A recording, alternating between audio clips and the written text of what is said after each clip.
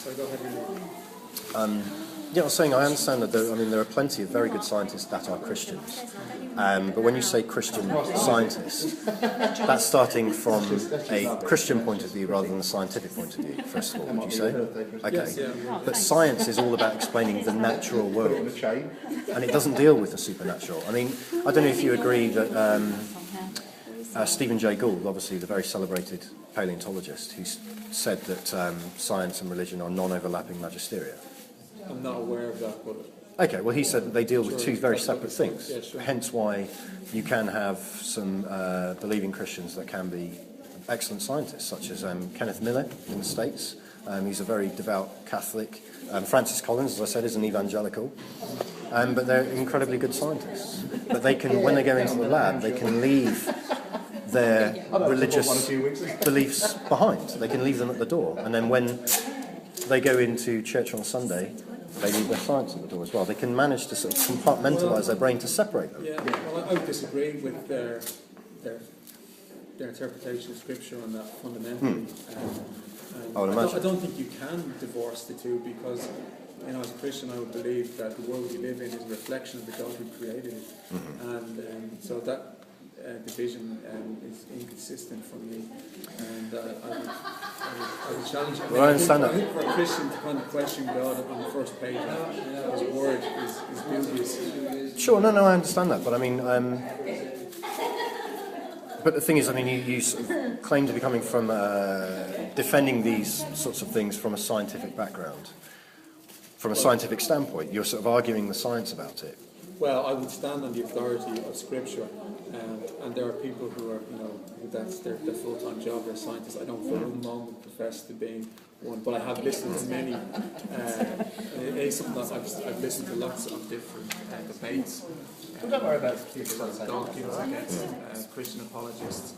And other scientific debates, I can't retain information because I'm not studying it, but I've certainly not been convinced of anything contrary to what Scripture has said. But like I was saying earlier, I mean, you seem to be starting from the sort of presuppositionless standpoint that basically the Bible is true, and if any evidence comes along that disagrees with it, you're going to throw it out. I think we both have a presupposition.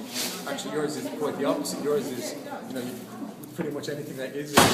No, my mind is open. But put it this way: if I can stand here genuinely and say to you that if any convincing evidence came out that even God existed, never mind that this is the right particular God or anything in the Bible is true, if it could be proven that a God even existed, any God or any supernatural phenomenon, whatever, I would be the first one to hold my hand up and say I was wrong.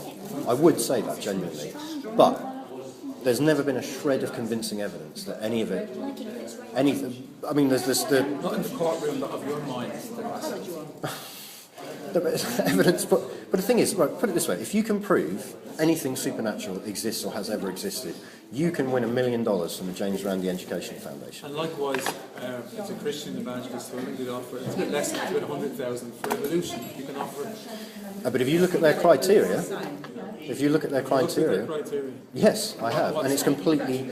This is why nobody goes for it, because there's no possible way of proving it in the criteria that they have set down. I mean, but sure, I can have video evidence of Jesus coming down here now and saying special effects. I mean, that won't be very strong. You know, there's a verse in Scripture that people will deny children unrighteousness because they don't want to, because by believing in this Creator God, it means accountability, and people don't want that because they love their lifestyle, which is contrary to. No, I'm accountable to the people around me, to my friends and family, and to society as a whole.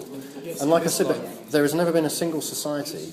If you could show me a society that has existed where these things, murder, theft, rape, cheating on your spouse, whatever, stealing, have ever been found to be positive things to live by, then I could understand what you're saying about. But there has never been a single society, regardless of their religion. I mean, there have been a few sort of tribes, maybe in Papua New Guinea and things like this, where they've had cannibalism and a certain amount of incest or anything, but they always die out.